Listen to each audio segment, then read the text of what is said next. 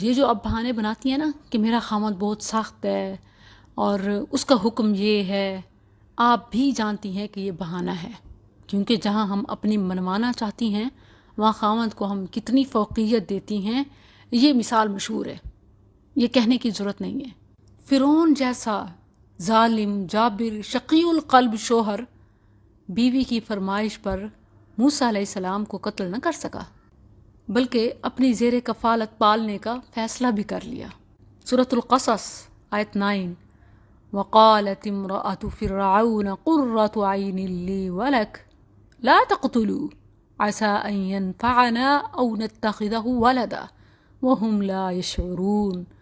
فرعون کی بیوی نے کہا، میری اور آپ کی آنکھوں کی ٹھنڈک ہے، اس کو قتل نہ کیجیے، شاید کہ یہ ہمیں نفع پہنچائے یا ہم اس کو بیٹا بنا لیں، اور وہ حقیقت سے بے خبر تھے۔ سنگ دل فرعون نے بیوی کی اس فرمائش کی تکمیل کی غرض سے بنی اسرائیل کے نومولود بچوں کو ذبح کرنے کے اپنے بنائے ہوئے قانون کو خود ہی توڑا اور موسیٰ علیہ السلام کو اپنی کفالت میں لے لیا۔ فائدہ کتنا ہوا؟ اللہ عز و جل نے اس بات کو بطور احسان قرآن میں ذکر فرمایا۔ بیویوں کے کارنامے بتاؤں تو ٹائم ختم ہو جائے۔ اکرمہ رضی اللہ عنہ کا نام سنا ہے؟ ابو جہل کا بیٹا، وہ بھی بتوفیق الہی اپنی بیوی ام حکیم رضی اللہ عنہ کی کوششوں سے مسلمان ہوا۔ الاستیعاب فی معرفت الاصحاب، اس کے پیج نمبر ہے 1932۔ حافظ ابن عبد البر رحمہ اللہ نے یہ واقعہ نقل کیا ہے کہ اکرمہ رضی اللہ عنہ کی بیوی فتح مکہ کے دن مسلمان ہوئی اور نبی کریم صلی اللہ علیہ وسلم سے اپنے خامد اکرمہ کے لیے امان طلب کی، جو یمن کی طرف فرار ہو گیا تھا، اور اس کی تلاش میں خود نکلی، یہاں تک کہ وہ انہیں لے کر نبی صلی اللہ علیہ وسلم کی خدمت میں پہنچی اور وہ مسلمان ہو گئے۔ اس طرح دونوں کا رشتہ نکاح کا برقرار بھی رہا۔ تو ایک دوسرے کو دین پر لانے کا ایک فائدہ یہ بھی ہوتا ہے کہ رشتہ باقی رہتا ہے۔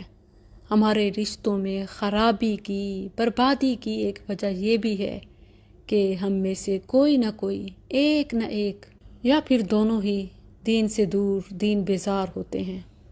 مجھے یاد ایک بہن کہہ رہی تھیں کہ میرا خامن نماز کے لیے نہیں اٹھتا تھا، فجر کی نماز کے لیے، اور میں اکثر کہتی تھی، یاد رکھنا ہمارا یہ ہنستا بستا گھر ایک دن اجڑ جائے گا، ہمارا یہ رشتہ مزید نہیں چل سکے گا جو تم نماز کے لیے نہیں اٹھتے، جو تم نمازوں میں غفلت کرتے ہو، جو تم مسجد نہیں جاتے، جو تم باجماعت نماز نہیں پڑھتے، جو تم نمازوں کا خیال نہیں رکھتے، جو تم ویڈیوز دیکھتے ہو، گندی موویز دیکھتے ہو، جو مجھے بھی ساتھ بیٹھنے کو کہتے ہو۔ میں تمہارا کہنا تو مان لیتی ہوں، مگر یہ ہمارے بچے، یہ ہمارا رشتہ، یہ ہمارا گھر اجڑ جائے گا۔ اور کہتی ہیں کہ وہ جن کی محبت کی مثال دی جاتی تھی پورے خاندان میں، جن کا لو، جن کی کیئر، سب کچھ مشہور تھا، لیکن وہ پھر نہ چل سکا۔ میں سمجھتی ہوں اس وقت وائفز اپنے خامند کو سیدھا کرنے کے لیے مکمل طور پر بے بس ہیں، لیکن مایوس یہاں بھی نہیں ہونا۔ یہی بیداری، یہی پلاننگ تو میں کرنے آئی ہوں آپ کے ساتھ۔ اب ہمیں نئے شوہروں کو، یعنی اپنے بیٹوں کو، مستقبل کے شوہروں کو سنوارنا ہے، سدھارنا ہے۔ ہاں، اللہ نہ کرے کہ اگر وہ بھی ہاتھ سے نکل گئے تو پھر بھی نہیں بیٹھنا۔ وہ نہ صحیح ان کی نسلیں یا امت کی نسلیں کسی کو تو بچا لیں، پھر بھی آپ جیت جائیں گی، پھر بھی یہ بازی آپ کی ہاری ہوئی نہیں ہوگی۔ اصل بات یہ ہے کہ ہم کسی کو ہی نہیں بچانا چاہتی۔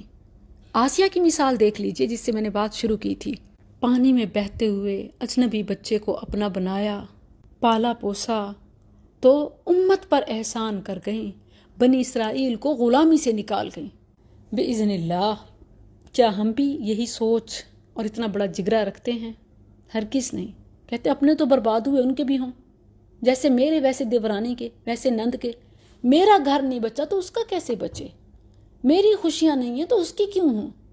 ان کے بچوں کو باقاعدہ برباد کرنا، نشے پہ لگانا، غلط باتیں کرنا، کان بھرنا، زہر ڈالنا اور زہر کھلانا تک بھی جو وہ کر سکتی ہیں کرتی ہیں۔ اسی لیے یاد رکھیں، آپ دوسروں کا نفع سوچیں، اللہ آپ کے بگڑے ہوئوں سے بھی نیکوں کو پیدا کر دے گا۔